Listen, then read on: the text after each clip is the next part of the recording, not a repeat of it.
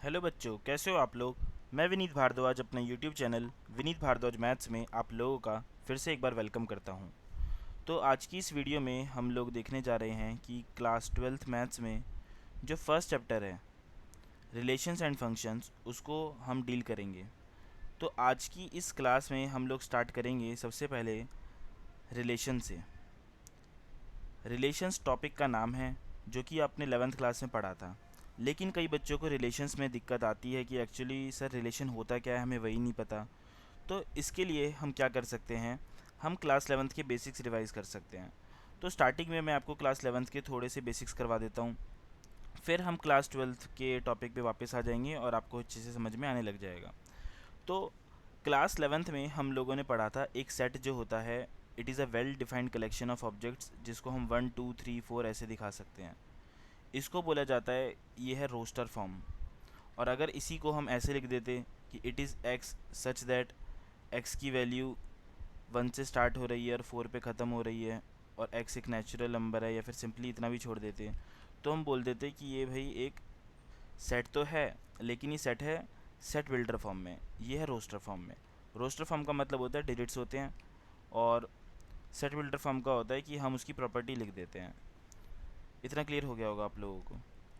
इसके बाद आपको पता होना चाहिए कि कार्टेशियन प्रोडक्ट क्या होता है। फॉर एग्ज़ाम्पल, अगर हमारे पास एक सेट ए है 1 2 3, दूसरा सेट बी है एक्स वाई, बस इतना ही है, और हमें ए क्रॉस बी निकालना है। तो ए क्रॉस बी निकालने का तरीका ये होगा, पहले 1 की आप पेयरिंग करना चालू कर दो, पहले एक्स के साथ फिर वाई के साथ। तो पहला एलिमेंट हो जाएगा 1x, दूसरा हो जाएगा 1y, फिर 2x हो जाएगा, फिर 2y हो जाएगा, 2x फिर हो जाएगा 2y,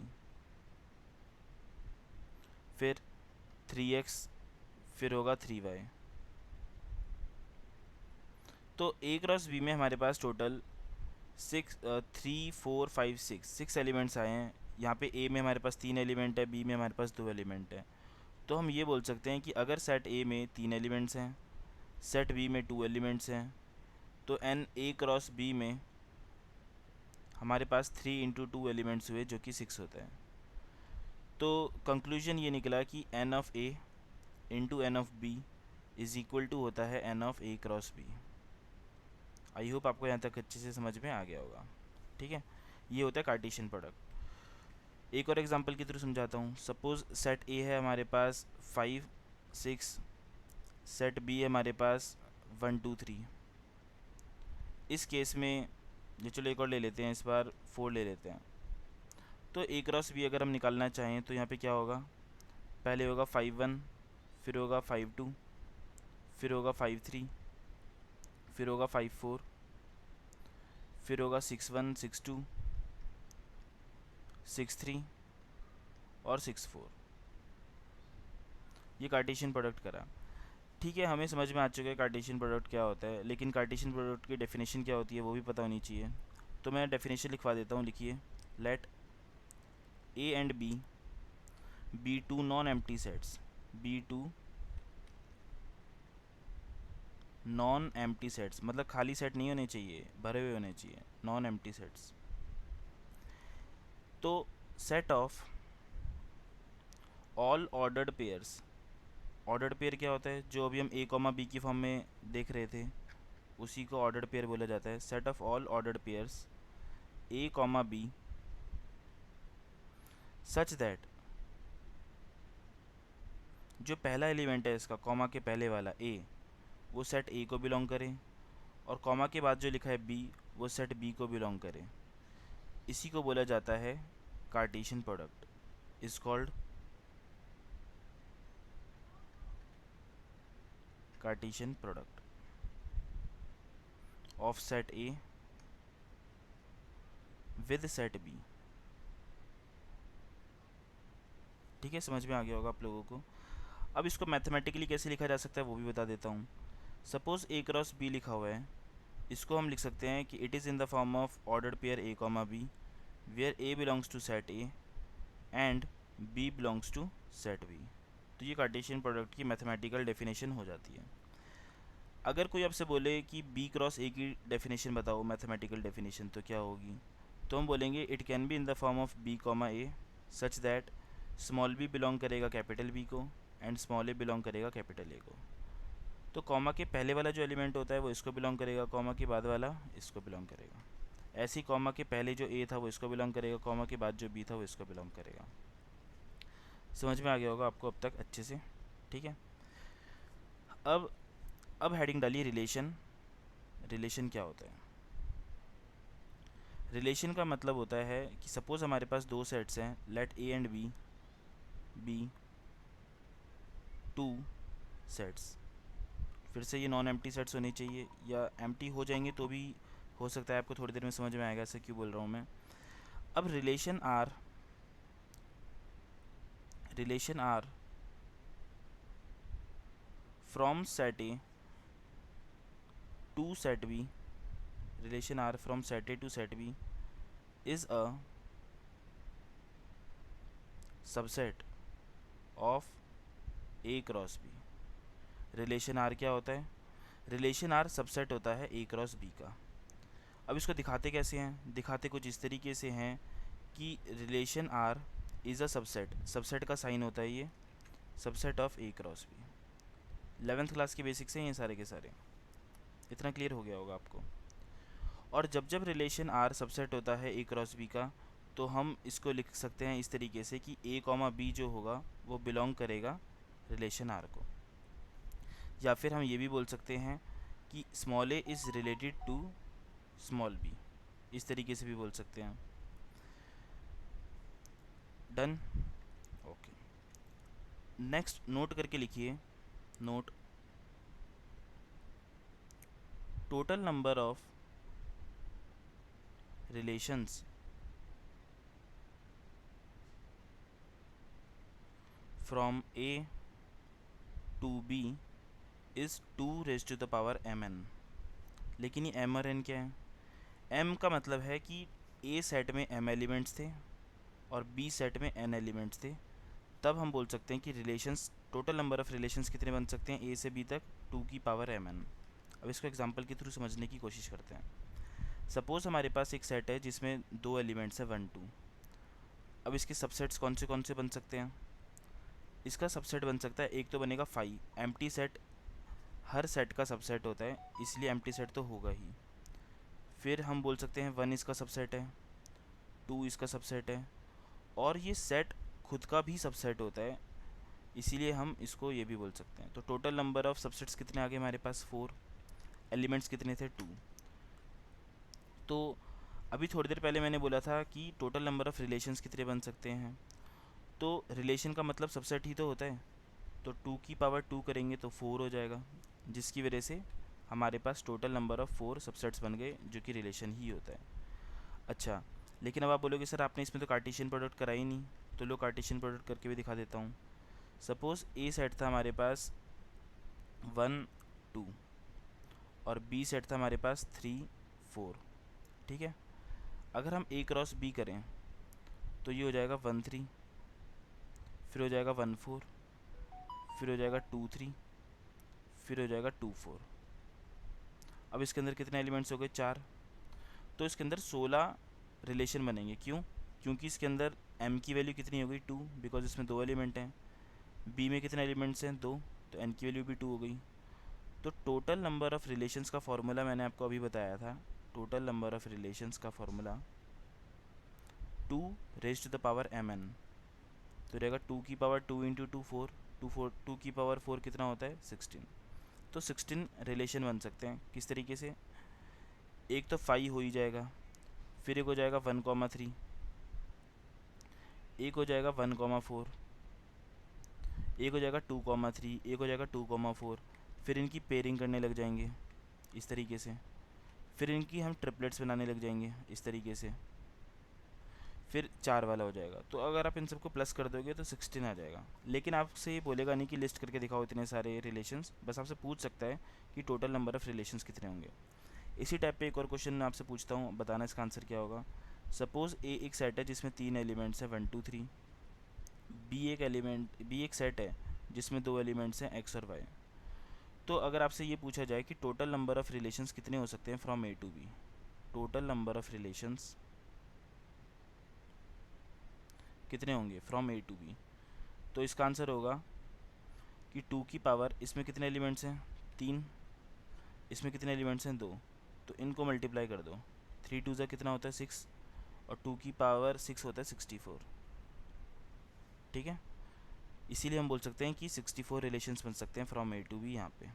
तो इस तरीके से क्वेश्चंस बन सकते हैं एमसीक्यू में, तो आपको ये पता होना चाहिए। 11th क्लास के बेसिक्स हैं, ज़्यादातर बच्चे भूल जाते हैं इसलिए करवा रहा हूँ। इसके बाद आपको ये पता होना चाहिए कि डोमेन क्या होता है। डोमेन, तो डोमेन का मतलब होता है set of all first components, set of all first components of ordered pairs, of ordered pairs belonging to R. मतलब कि कोई भी रिलेशन आर है, उसके अंदर बहुत सारे ऑर्डर्ड पेयर्स होंगे, उनका फर्स्ट कंपोनेंट का सेट। फर्स्ट कंपोनेंट का मतलब होता है कॉमा के पहले जो लिखा हुआ है। फॉर एग्जांपल, पहले मैं तो इसकी डेफिनेशन लिख देता हूँ मैथमेटिकल, फिर आपको समझाऊंगा एग्जांपल के थ्रू। तो डोमेन ऑफ आर की डेफिनेशन ये हो सकती है कि ये ए के ही इक्वल होगा, जहाँ पे ए कहाँ से आएगा, ए आएगा ऑर्डर्ड पेयर ए कॉमा बी से, और ये ए कॉमा बी कहाँ होगा, ये ए कॉमा बी बिलोंग करेगा रिलेशन आर को।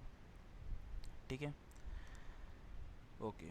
अब एग्जांपल के थ्रू समझते हैं। सपोज़ ए एक सेट है हमारे पास 1 3 5 7, बी एक और सेट है हमारे पास 2 4 6 8 10, और एक रिलेशन बना सकते हैं हम यहाँ से। रिलेशन का मतलब होता है सबसेट होना चाहिए वो कार्टेशियन प्रोडक्ट का। अब कार्टेशियन प्रोडक्ट में तो 1 2 1 4 1 6 1 8 1 10 3 2 3 4 3 6 3 8 3 10, इस तरीके से बहुत सारे एलिमेंट्स आ जाएंगे। ऐसे ही 5 2 5 4 5 6 5 8 5 10, ऐसी 7 2 7 4 7 6 7 8 7 10, ये तो हो जाएगा ए क्रॉस बी। लेकिन रिलेशन का मतलब होता है उस ए क्रॉस बी का सबसेट। तो सबसेट में हम इनमें से कुछ गिने चुने, कुछ चुनिंदा एलिमेंट्स हम लिख सकते हैं। फॉर एग्जांपल, मैंने लिख दिया 1,8, फिर मैंने लिख दिया 3,6, फिर लिख दिया 5,2, फिर लिख दिया 1,4। ये रिलेशन हो गया, बिकॉज 1,8 पक्का ए क्रॉस बी में होगा, क्योंकि 1 यहाँ पर है और 8 यहाँ पर है। ऐसे 3 यहाँ पर है, 6 यहाँ पर है, तो 3 6 भी पक्का ए क्रॉस बी में होगा। 5 ए में है, 2 बी में है, इसलिए 5,2 भी ए क्रॉस बी में होगा। 1 ए में है, 4 बी में है, इसलिए 1 4 भी ए क्रॉस बी में पक्का होगा। अब इनके फर्स्ट कंपोनेंट्स कौन कौन हैं? 1 है, 3 है, 5 है, 1 है। तो अगर मैं इनका एक अलग ही सेट बना दूं, तो इसको हम बोलेंगे कि ये डोमेन है रिलेशन आर का। तो 1 3 5, अब आपके मन में आएगा सर 1 भी लिख दो ये वाला, लेकिन रिपीटिशन अलाउड होती नहीं है, इसीलिए 1 3 5 ही इसका सिर्फ डोमेन कहलाया जाएगा। बताओ बात समझ में आई कि नहीं आई यहाँ तक? आगे बात समझ में यहाँ तक अच्छे से? ठीक है। इसके बाद अब हम पढ़ेंगे रेंज क्या होता है। तो हेडिंग डालिए रेंज। रेंज का मतलब होता है set of all second components of ordered pairs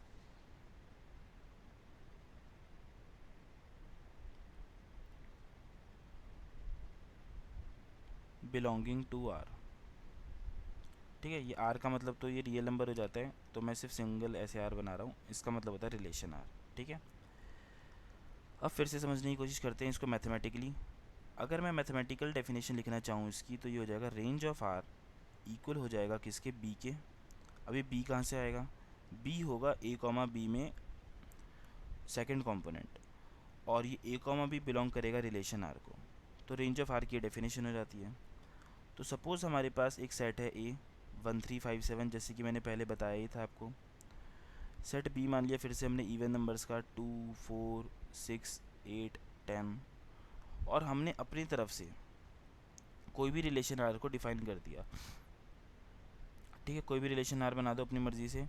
हम बना सकते हैं सपोज़ आर हम बनाते हैं 1 8, ठीक है, 3 6, फिर बना दिया हमने 5 2, फिर बना दिया हमने 1 4। ओके, अब ये देखो सेकंड कंपोनेंट में कौन कौन लिखा हुआ है यहाँ पे, ये सारे सेकंड कंपोनेंट है कॉमा के बाद वाले, तो इन्हीं को बोला जाएगा कि ये रेंज है आर के। इसमें कौन कौन आएगा, 8 आएगा, 6 आएगा, 2 आएगा और 4 आएगा, कुछ भी रिपीट नहीं हो रहा, तो ये रेंज आ गया हमारा आर का 8624।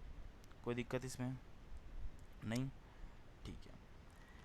अब इसके बाद आप हेडिंग डालिए relation on a set, relation on a set. Relation on a set क्या होता है, तो सपोज हमारे पास एक ए नॉन एम्प्टी सेट है, let A be non empty set. क्योंकि ये नॉन एम्प्टी है इसीलिए हम रिलेशन आर निकाल सकते हैं फ्रॉम ए टू ए, मतलब इस सेट के ऊपर ही इसका रिलेशन निकाल देंगे, relation from A to itself, जिसका ये मतलब हो जाता है कि जो अब तक हम ए क्रॉस बी कर रहे थे वो अब हो जाएगा ए क्रॉस ए, मतलब कि ये सबसेट होगा। रिलेशन का मतलब तो सबसेट ही होता है कार्टेशियन प्रोडक्ट का, तो सबसेट होगा ए क्रॉस बी का नहीं, इस बार ही सबसेट होगा ए क्रॉस ए का, इसी को बोलेंगे relation on a set. Clear हो गया। फॉर एग्जांपल जैसे हमारे पास एक सेट है ए जो कि है 1 2 3, और ए फिर से 1 2 3 ही होगा, तो जब हम इसमें ए क्रॉस ए निकालेंगे तो हमारे पास बहुत सारे एलिमेंट्स आ जाएंगे, 1 1 1 2 1 3, फिर आ जाएगा 2 1 2 2 2 3, ऐसे ही आ जाएगा 3 1 3 2 3 3। ये तो है कार्टेशियन प्रोडक्ट ए से ए पर ही। अब इनमें से कुछ हम अगर सबसेट निकाल लें तो उसको हम आर बोल सकते हैं। फॉर एग्जांपल मैंने बोल दिया 1 2 3 1 और 3 3, ये मैंने 3 एलिमेंट लिए हैं जो कि यहाँ पे लिखे हुए हैं, देखिए ए क्रॉस ए में से ले लिए, इसलिए मतलब ये सबसेट है इसका, और हम बोलेंगे कि ये रिलेशन आर है। अब रिलेशन आर किस पे है, on the set itself, because A cross ए की बात करी जा रही थी यहाँ पे। यहाँ तक क्लियर हो गया होगा आप लोगों को अच्छे से। अब नेक्स्ट टॉपिक पे चलते हैं। नेक्स्ट टॉपिक जो आपको पता होना चाहिए वो है inverse of relation. Inverse of relation, inverse of relation में आपको ये बात पता होनी चाहिए कि सपोज़ हमारे पास एक रिलेशन डिफाइंड है, रिलेशन आर डिफाइंड है फ्रॉम ए टू बी, और हमको आर इन्वर्स पता लगाना है, तो आर इन्वर्स की डेफिनेशन ये हो सकती है कि इट इज़ बी ए। ये क्या है, बी ए की तरह है। अब ये बी और ए कहाँ से आएगा, ये बी और ए यहाँ से आएगा कि जो ये बी ए है ये बिलोंग कर रहा होगा ए कॉमा बी को, मतलब ये ए कॉमा बी से रिलेटेड है और ये ए कॉमा बी बिलोंग करेगा किसको, रिलेशन आर को। तो इस बात का ये मतलब होता है, फॉर एग्जांपल हमारे पास एक रिलेशन डिफाइंड है 1 2 3 4 और 5 6, और आपसे पूछा जाए कि आप इसका बताओ इन्वर्स क्या होगा, तो बस आप इनको इंटरचेंज कर दो। जैसे ए बी अगर बिलोंग कर रहा है रिलेशन आर को, तो इन्वर्स ऑफ रिलेशन क्या होगा, बस इस ए बी को उल्टा करके लिख दो। तो वैसे ये 2 1 क्या हो जाएगा, ये हो जाएगा 1 2 क्या हो जाएगा 2 1, 3 4 क्या हो जाएगा 4 3, 5 6 क्या हो जाएगा 6 5। तो ये हमारा इन्वर्स ऑफ रिलेशन निकल जाता है। आई होप आपको यहाँ तक अच्छे से समझ में आ गया होगा। इसके बाद का जो कंटेंट है वो मैं डालूँगा नेक्स्ट वीडियो में। तब तक अगर आपको मेरा ये कंटेंट पसंद आता है तो लाइक करिए, कमेंट करिए, शेयर करिए और सब्सक्राइब करिए मेरे यूट्यूब चैनल को जिसका नाम है विनीत भारद्वाज मैथ्स। मिलते हैं फिर नेक्स्ट वीडियो में। Tata bye bye.